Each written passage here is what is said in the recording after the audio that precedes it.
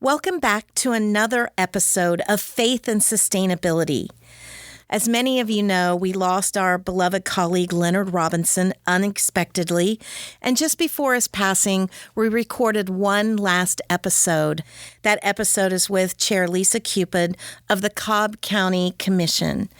Take a listen where Leonard Robinson brings her in to share her story.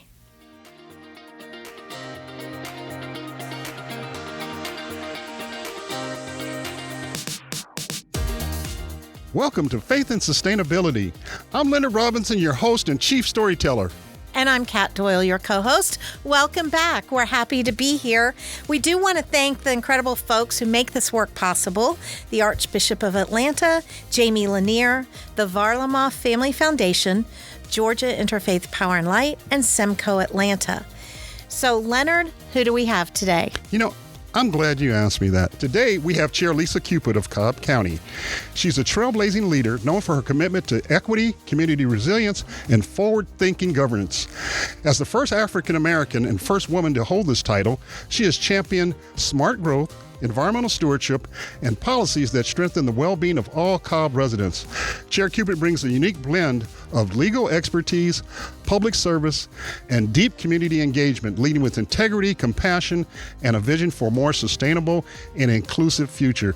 And she is a Georgia Tech alumni, and engineers rock. Go Jackets. So welcome to the intersection of faith and sustainability. Thank you. I appreciate you having me here today. Well, we're so glad to see you. This faith and sustainability, so we want to talk about your faith journey. Certainly. And how your faith journey led you to where you're at right now, and then we'll go next into sustainability. How many stories are in one story? A lot, I hope. Okay. I'm very fortunate, very blessed that my mother had us grow up in the church, so to speak, and didn't know how much the church would grow in me. We just knew we went and met with our congregation every Sunday and grew in faith and understanding of Scripture, but we also grew in service because our church was very active in community. And it became a part of who I was more than I realized it. So you talked about me being an engineer. When I got my first engineering job, we had a supervisor over our program of engineers, and they said, "You're the only engineer that's scoring high on public service." Wow. And so it really grew this seed of discontent about what I was doing, and the thought of me working in manufacturing and logistics seemed to be uneasy with me. I felt like there was something else for me to do. And not only did that conversation, I think, turn me more towards service, but I looked at other things in my past, even as a student, where I've had some hardship. And whenever I've had difficulty, I've just turned to see how can I just turn it to serving in my community. And it just became a part of me where my faith and service go hand in hand. Never did I expect I would be where I am today. But I think when you are called to have an impact, particularly in areas of injustice, then I know and I've learned that God has put something very unique in me to address it. It is something where growing up, it was almost awkwardness to be in situations, even very early in life, where I would speak out on things no one would. And I'm very fortunate there are some people who supported that in me. I'm sure some people who didn't in some ways. But I just realized at every aspect of life where I've came across some injustice or hardship, there was service, but there was also me speaking out and calling for a difference to be made. That was younger, whether I was at home, in an academic environment. I remember talking to a teacher about me thinking the way that they assigned the students' work, it was being done in a way that did not give us the tools to be able to get it done, and I could not understand it. That was in 8th grade. And my teacher said, "Lady, you are going places," after I said that. And that was in math class. And then your mom got a call, right, from the school. Exactly. But even in working as an engineer, seeing things that should be adjusted in a manufacturing environment, and there was always some type of justice, like call to action about something we were doing. And that led to me even seeing that in the community that I lived in. When some things were off, particularly my husband and I got married. We both met at Georgia Tech. We moved to South Cobb because he wanted to live off of one engineering salary, not two. He said we'd save the rest. And just seeing some things that just did not sit well in my spirit.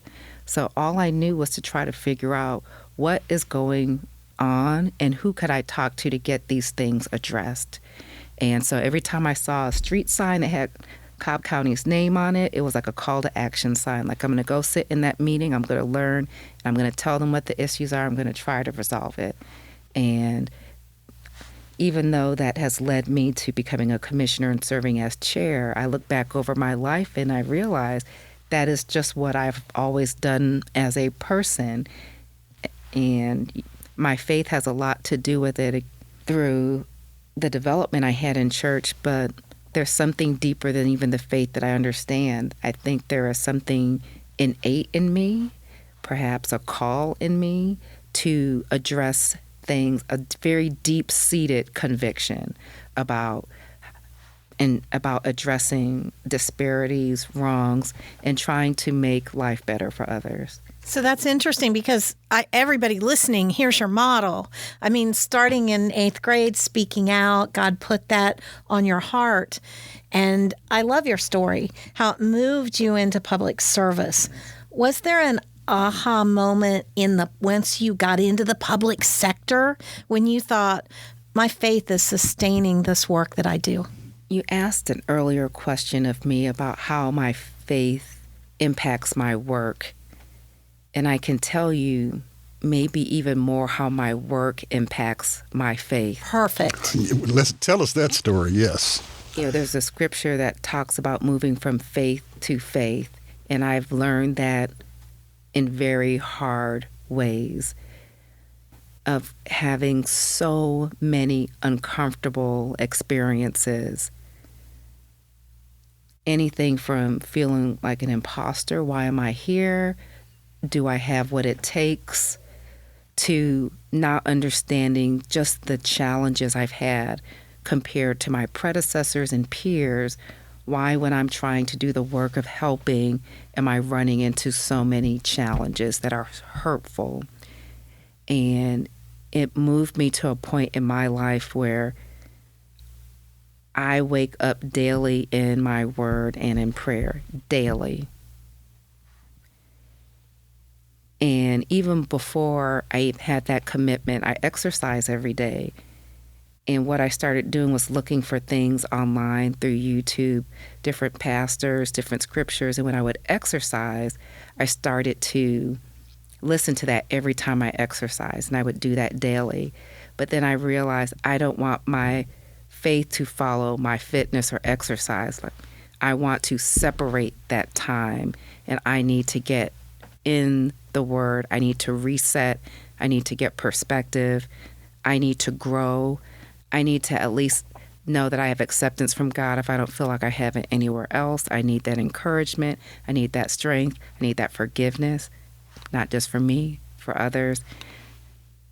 All of that I feel very blessed to get every morning through the confusion and the noise. And I could tell you, I'm in my 13th year of serving on the Board of Commissioners, my 5th year as a chair. And not that it was very intentional about, I need to do this scripture study to get to this outcome, but I see all of it working to create a sense of peace with the purpose that I have and a sense of intentionality about how I address wrongs. But now that I'm older and I do it more in faith, that I have the ability to build more every day with that intentionality, I can address things with grace and not direct it to people, because I know we all have our shortcomings. We all have our challenges. And I feel like as long as I'm doing it in a godly way, that I can hold myself in better account to what God expects of me, instead of trying to hold people to account of what I expect from them. Gosh, that's beautiful. That's beautiful.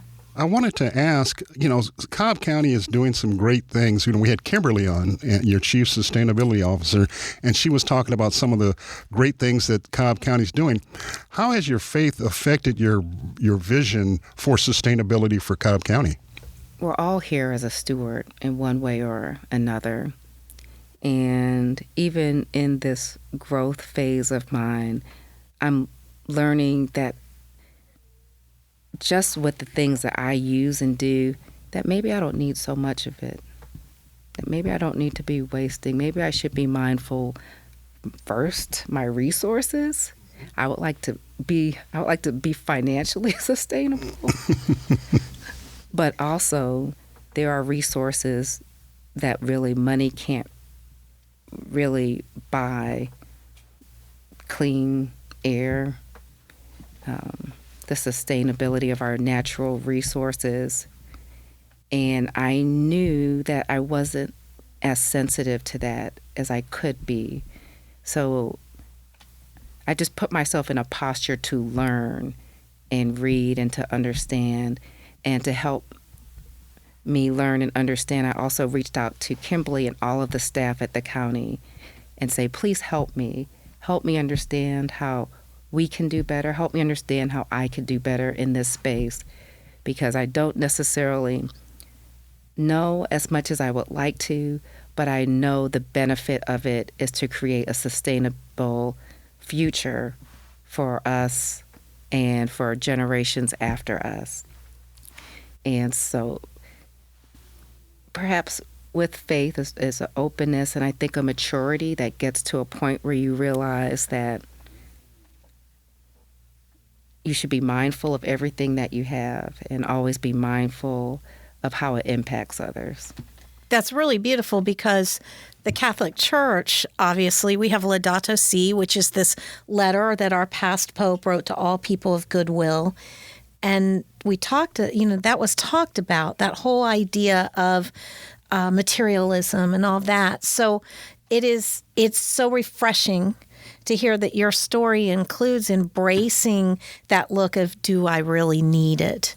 Do I really need more? That sort of thing. And I also think what the story that you're telling has a lot to do with integral ecology, that fact that everything is connected. Yes, absolutely. Tell us a little bit, if you would, about how that strength that you get from waking up every morning and really being in the Word, how that has given you the strength to do some of the hard stuff around sustainability, some of the challenging things that you have to do.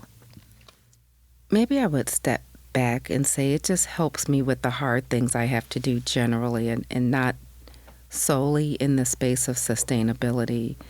But I can say, if I were to put it in context of sustainability, there have been environmental stewards for a long period of time.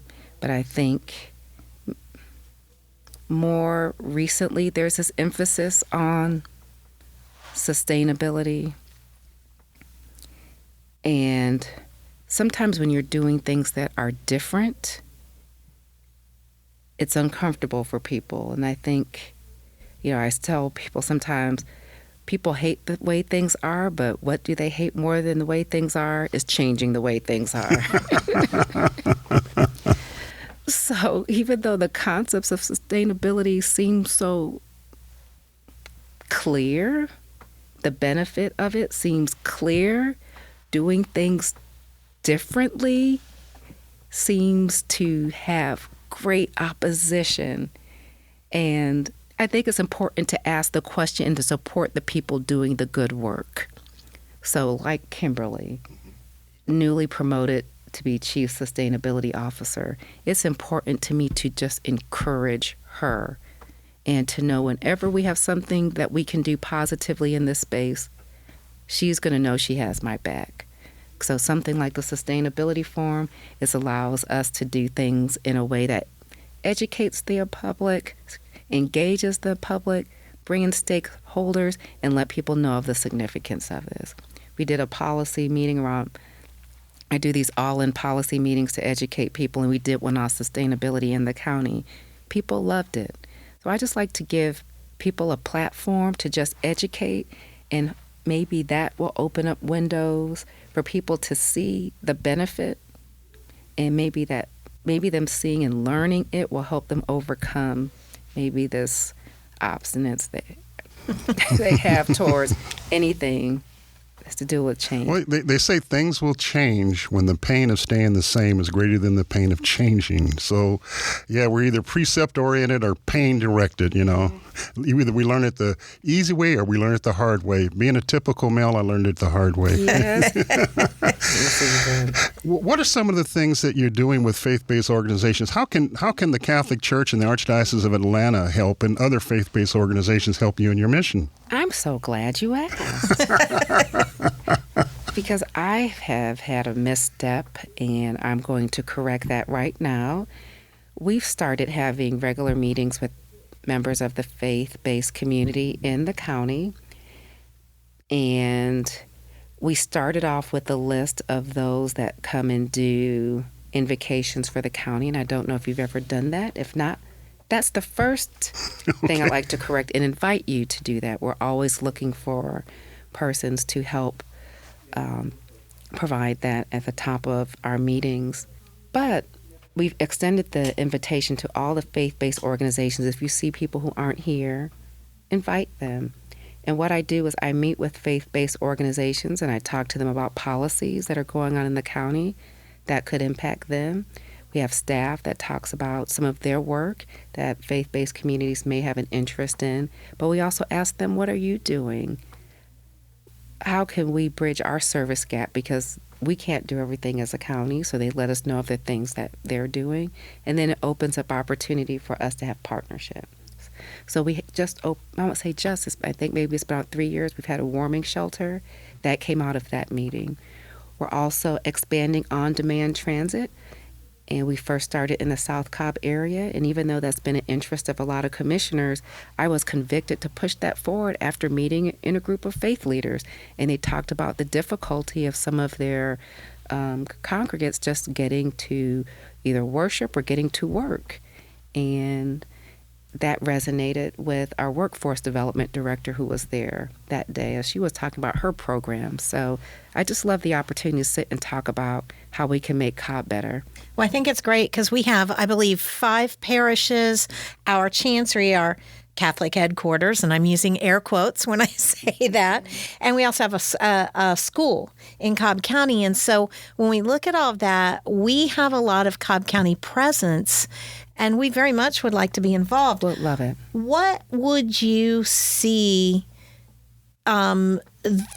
faith communities doing more of? How can faith communities really make an impact? Give us a call to action. Okay. First, you already have one. You're doing the work, you're serving. I also encourage you to speak to policy when, well, let me back up. I use 3 V's. Be visible, use your voice, vote. When we have members of faith who are faith leaders, they get attention. You get respect. It shifts the atmosphere. Showing up in public spaces where you see a raucous atmosphere these days, your presence means something. 2, at every BOC meeting, we have a bully pulpit where the public can speak for 3 minutes. We have a lot of policy we're changing. Speak to the decisions that we're making from that faith perspective. Ground us. We have the invocation that's at the top of the meeting. We're making a series of decisions during the meeting. You can have a significant impact, I believe, from a place of faith. And 3, I encourage people to vote. Voting moves numbers, it moves investment, it moves elected officials. Everybody has power, and everybody is in this space. Everybody's data is being tracked on how you participate in the civic space, whether or not you think it impacts you or not. You can have your congregation make significant impacts to the communities around them by just being visible, voting, and being visible, using your voice and voting. That's great, because we get that question all the time. Leonard, I think people are always asking me, what can we do? What can we do? And I love this. So getting, and this is Cobb County, but I would encourage every listener, wherever they are, to do this with their elected officials. I love when you said ground us, Man, that's powerful.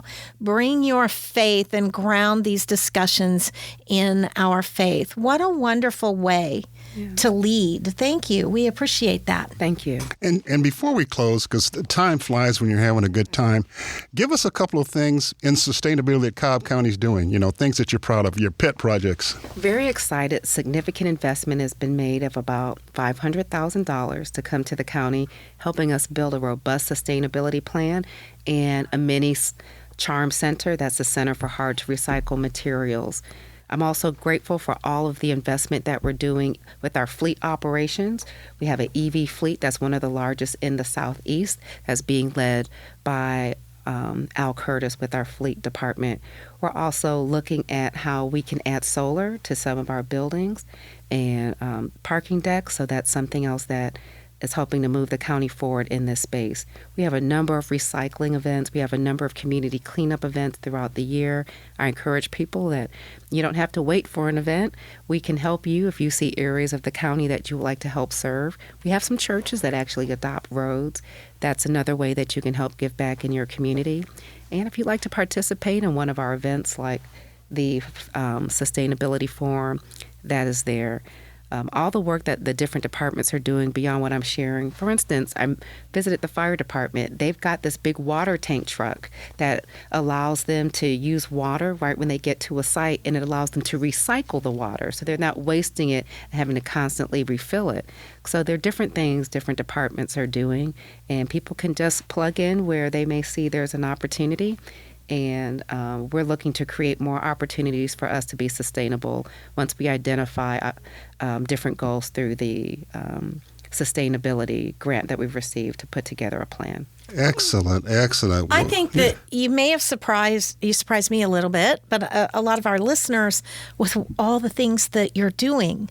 So I think when you say be visible, show up at these meetings, use your voice, I think a lot of us don't even realize what's being done. So just giving us a glimpse, a peek behind the curtain is great. I'm amazed. Oh, wonderful. I am. And as the Archdiocese, we stand ready. We're working with your people, but you call us, and quicker than you can say Laudato Si, we'll be there. I know it. I can attest to your persistence. So I appreciate it and look forward to seeing other ways we can partner. All right. Well, Chair Cupid, thank you for meeting us at the intersection of faith and sustainability, and thank you for sharing your faith story. That means a lot to our listeners. Thank you. It's my pleasure. To our listeners, don't forget to subscribe to Faith and Sustainability, either on your favorite podcast platform or at the Archdiocese website. So, Leonard, as we close out this episode, we'd like to thank Chair Cupid and for everything that she's shared with us. We'll see you next time at the intersection of faith and sustainability.